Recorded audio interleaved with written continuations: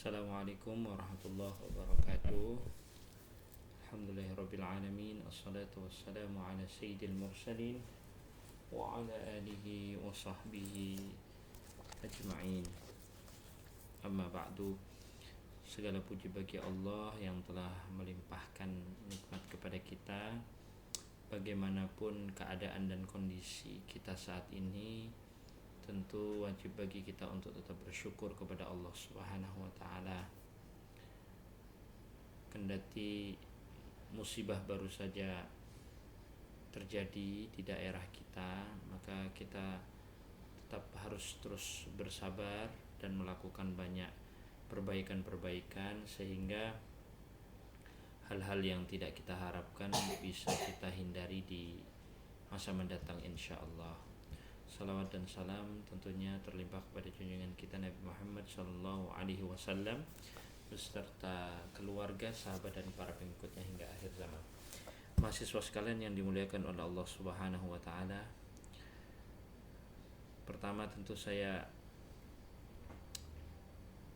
mendoakan kepada seluruh mahasiswa sekalian beserta keluarga di rumah dalam keadaan sehat dan lindungan Allah Subhanahu wa taala. Bagi yang terdampak banjir secara langsung, maka segera dapat pulih dan dapat mendapatkan bantuan yang maksimal. Dan bagi kita semuanya tentu betul-betul musibah yang sudah terjadi ini dapat kita jadikan pelajaran atau guru terbaik untuk tidak pada akhirnya hal-hal ini sekali lagi terjadi di masa mendatang. Mahasiswa sekalian dimuliakan oleh Allah Subhanahu wa taala, untuk pertemuan yang ke-14 ini pada mata kuliah ayat dan hadis kita akan berbicara tentang etika dalam bisnis dan tanggung jawab sosial. Dan tanggung jawab sosial ini lebih kepada bagaimana misalnya sebuah perusahaan itu memiliki rasa tanggung jawab terhadap aktivitas yang dia lakukan, atau sebuah pabrik misalnya juga harus punya rasa tanggung jawab terhadap lingkungan di sekitarnya. Mahasiswa sekalian yang dimuliakan oleh Allah Subhanahu wa taala, berbicara etika, maka kalau etika itu kan sebetulnya adalah bahasa Yunani etik gitu ya. Etika itu adalah sesuatu yang berbicara antara baik dan buruk. Maka dikatakan beretika, maka berarti dia berlaku baik. Ketika dikatakan tidak beretika, berarti dia dikatakan tidak berlaku baik atau buruk. Maka etika itu alat ukurnya adalah baik dan buruk. Sedangkan kalau kita gunakan sudut pandang Islam, maka Islam itu sering memandang etika itu sebagian dari akhlak. Karena kalau kita sebetulnya berbicara tentang akhlak, itu tidak terbatas pada etika saja, tidak terbatas pada baik dan buruk saja, tapi akhlak itu juga berbicara tentang kewajiban, akhlak itu juga berbicara tentang sesuatu yang dilarang, akhlak itu juga berbicara tentang manfaat, akhlak itu juga berbicara tentang sesuatu yang membahayakan. Jadi konsep akhlak di dalam Islam itu lebih luas dibandingkan etika. Kalau etika itu ukurannya adalah baik dan buruk, maka kalau akhlak itu ukurannya adalah syariat. Jadi kalau tadi orang dikatakan beretika ketika perilakunya atau tutur katanya baik, dan dikatakan tidak beretika maka ketika perilaku atau perkataannya tidak baik, dan ini alat ukurnya biasanya adalah kesepakatan satu komunitas tertentu, atau yang kita kenal sebetulnya sebagai etika itu sangat erat kaitannya dengan norma, aturan-aturan yang berlaku di tengah masyarakat, dan aturan-aturan itu dibuat dan disepakati oleh satu komunitas tertentu. Bahkan tidak kecil kemungkinan etika di satu tempat A itu bisa berbeda dengan etika di satu tempat B. Karena norma itu adalah kesepakatan, bisa jadi sesuatu dianggap beretika, bermoral atau sesuai dengan norma di tempat A, tapi tidak disebut bermoral atau sesuai dengan norma di tempat B. Itu sangat sering terjadi, begitu ya. Atau saya kasih satu contoh saja, dan misalnya makan. makan. Bagi orang beretika menurut orang Jepang, ketika kita makan itu secara lahap, bahkan sampai mengeluarkan suara, apalagi ketika menyeruput mie misalnya, seperti itu adalah bagian dari etika atau moral seseorang menurut masyarakat Jepang. Artinya apa? Dia menghargai makanan dan menghargai yang memasak. Tapi ketika itu dibawa misalnya ke tempat kita atau di Jawa misalnya, maka itu dikatakan tidak sopan. Meskipun maksudnya adalah menyantapnya dengan lahap dan menghargai yang masak. Itu ukuran dari etika yang patokannya adalah norma. Sedangkan akhlak sekali lagi patokannya atau barometernya adalah syariat.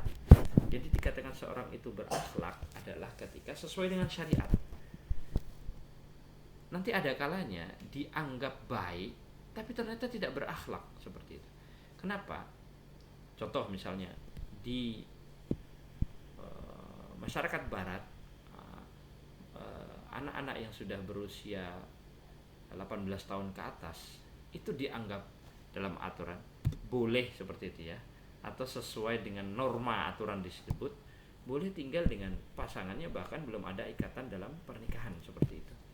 Maka dalam Islam meskipun itu dianggap biasa atau mungkin dianggap normal sebagian masyarakat di sana, tapi dalam Islam itu tidak berakhlak. Kenapa? Karena hal tersebut tidak sesuai dengan syariat. Jadi sekali lagi ukuran akhlak itu adalah syariat. Jadi dikatakan seseorang itu ucapannya sesuai dengan akhlak karimah, perbuatan sesuai dengan akhlak karimah, keputusannya sesuai dengan akhlak karimah, sikapnya sesuai dengan akhlak karimah, tindak tanduknya sesuai akhlak karimah ketika berkesesuaian dengan syariat. Nah, pada pertemuan kali ini kita hendak melihat tuh bagaimana norma etika dalam bisnis dalam perspektif Islam atau dalam konteks adalah ekonomi Islam. Gimana seharusnya seorang muslim itu menjunjung tinggi atau menerapkan etika, menerapkan yang saya katakan di awal tadi, etika adalah bagian dari akhlak dalam perilaku atau kegiatan ekonominya. Nah, itu yang menjadi PR kita bersama seperti itu. Karena kalau ini tidak dipahami dengan baik, maka banyak sekali yang kemudian melakukan praktek-praktek ekonomi tetapi melanggar etika dalam kata kutip akhlak dalam Islam, itu banyak sekali dijumpai. Contoh konkretnya adalah misalnya riba. Riba itu melanggar etika ekonomi Islam.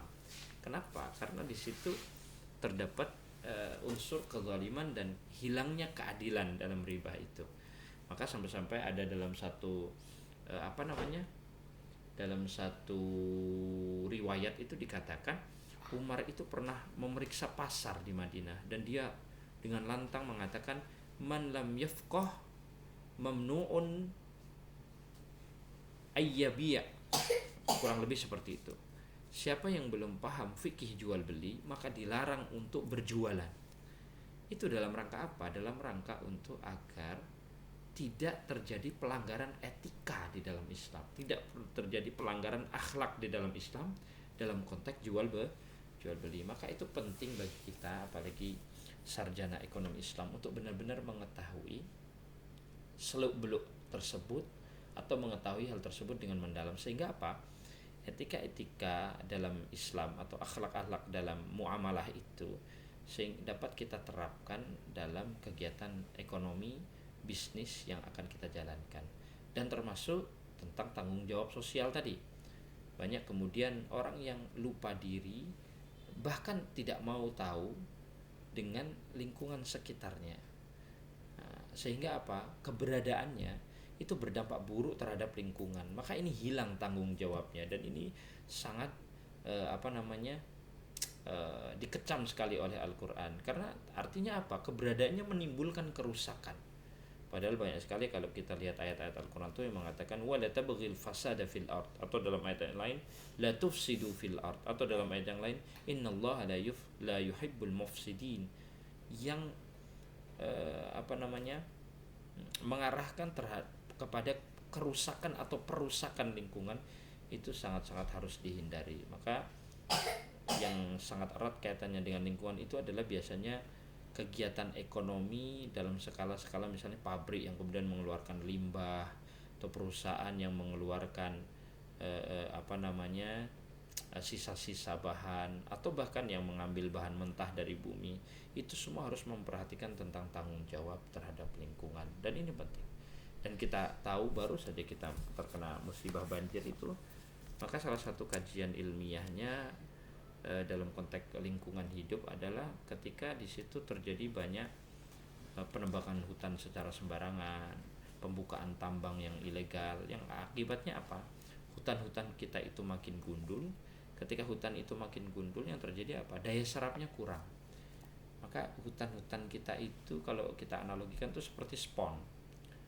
Kalau sponnya berkualitas, maka daya serap terhadap air itu bagus. Nanti bisa dicoba di rumah, antar spon yang murah dan yang mahal. Spon yang mahal itu ketika ditempelkan aja di atas air, itu air langsung naik cepat. Ketika yang murah itu sangat lama sekali menyerapnya. Ya, maka hutan kita tuh seperti spon, dan itu harus kita jaga. Supaya apa? Supaya terjadi keseimbangan, ya. Tidak terjadi kerusakan lingkungan. Kalau sudah rusak lingkungan, yang menerima dampaknya siapa? Juga kita sendiri. Maka pada kuliah kali ini, yang pertama saya merekomendasikan satu buku, ini terbalik ya, ada Norma dan Etika Ekonomi Islam, ini oleh Syekh Yusuf Al-Qaradawi. Jadi saya harapkan mahasiswa bisa membeli buku ini ya, dan kemudian nanti dibaca. Lalu kemudian tugas kuliah pada pertemuan kali ini, saya nanti akan share beberapa jurnal ya, beberapa artikel jurnal. Kalau tidak salah ada 4 artikel jurnal tentang etika bisnis dalam Islam. Kemudian ada juga 3 artikel jurnal tentang sosial, tanggung jawab sosial ya, terutama dalam konteks perusahaan atau pabrik-pabrik. Maka tugas kuliah ke berapa ini? Ke-14 ini, setiap kalian wajib membuat rangkuman ya, bukan sekedar resume tapi rangkuman lengkap. Pilih dari 4 tentang etika, pilih 1, dan dari 3 artikel tentang tanggung jawab sosial pilih 1. Rangkum menjadi 2 bagian rangkuman. Yang pertama A, yaitu adalah etika bisnis dalam Islam. Lalu yang B adalah tanggung jawab sosial dalam Islam, seperti itu ya. Jadi ada 2 bagian rangkumannya, dan silakan tulis di kertas double folio dengan tulisan tangan. Oke, silakan nanti dipilih salah satu saja dari 7 artikel. Jadi nanti setiap kalian akan memilih 2 artikel, 1 artikel tentang etika, 1 artikel tentang tanggung jawab sosial. Kemudian rangkum dengan tulisan tangan dalam kertas double folio. Nah, setelah itu nanti silakan fotokan kertas double folionya, di scan seperti itu, dan kemudian diupload ke Island. Kertas double folionya wajib dibawa di pertemuan ke-15. Oke? Di pertemuan ke-15 saya akan cek satu persatu ya. Jadi saya minta silakan nanti dipilih 1. Jadi minimal 2 ya. 1 artikel di tentang etika, 1 artikel adalah tentang tanggung jawab sosial. Lebih boleh, kurang tidak boleh. Jadi kalau mau misalnya, Pak saya mau ngambil 2 artikel di tentang etika bisnis Islam yang akan saya rangkum, boleh. 2 artikel tentang tanggung jawab sosial yang akan saya rangkum, boleh. Tapi minimal adalah satu-satu ya, dan itu dirangkum dengan tulisan tangan yang jelas dan bisa dibaca. Kapan merangkumnya? Merangkumnya adalah ketika nanti perkuliahan ini dimulai. Jadi waktunya sangat lama ya, dari jam 13.30 sampai jam 4, dan wajib dikumpulkan sebelum jam 4. Jadi nanti akan saya kasih batasan waktu di Island untuk mengumpulkan rangkumannya. Silahkan dirangkum, berarti kurang lebih sekitar berapa tuh lama ya, 2,5 jam lebih ya, untuk mengerjakan rangkuman itu. Artikelnya tidak silakan dipilih lah sesuai dengan ini, dan artikel itu tidak banyak biasanya ya, hanya beberapa halaman saja. Silakan dibaca dan kemudian dirangkum dengan selengkap mungkin. Semakin lengkap rangkumannya maka semakin baik pekerjaannya, dan saya yakin tolong ini kerjakan dengan sendiri-sendiri, dibaca dengan baik, sehingga dari bacaan yang kita baca, nanti kita akan mendapatkan pemahaman dan tambahan ilmu dan pengetahuan. Dan di akhir double folio itu silahkan buat 1 pertanyaan tentang etika bisnis dalam Islam, dan 1 pertanyaan tentang tanggung jawab sosial, begitu ya. Silahkan ditulis itu, berarti ada 2 soal di double folio di halaman paling akhir, seperti itu ya. Sekali lagi saya harap semuanya mengerjakan dengan serius, kerjakan sendiri-sendiri, karena tidak ada gunanya juga mencontek dan tanya kepada temannya. Fokus saja baca, kemudian rangkum, tulis dengan baik, dan jangan lupa kumpulkan sebelum jam kuliah ini berakhir. Saya kira itu ya. Semoga jelas instruksi dari saya. Demikian untuk perkuliahan ke-14 ini. Sekali lagi saya berharap kepada mahasiswa sekalian dimanapun berada dan keluarganya di tempat, semoga tetap dalam keadaan sehat dan lindungan Allah Subhanahu wa taala. Semoga pasca musibah ini cepat pemulihannya cepat berlangsung dengan baik dan bantuan dapat diterima dengan maksimal. Demikian dari saya. Assalamualaikum warahmatullahi wabarakatuh.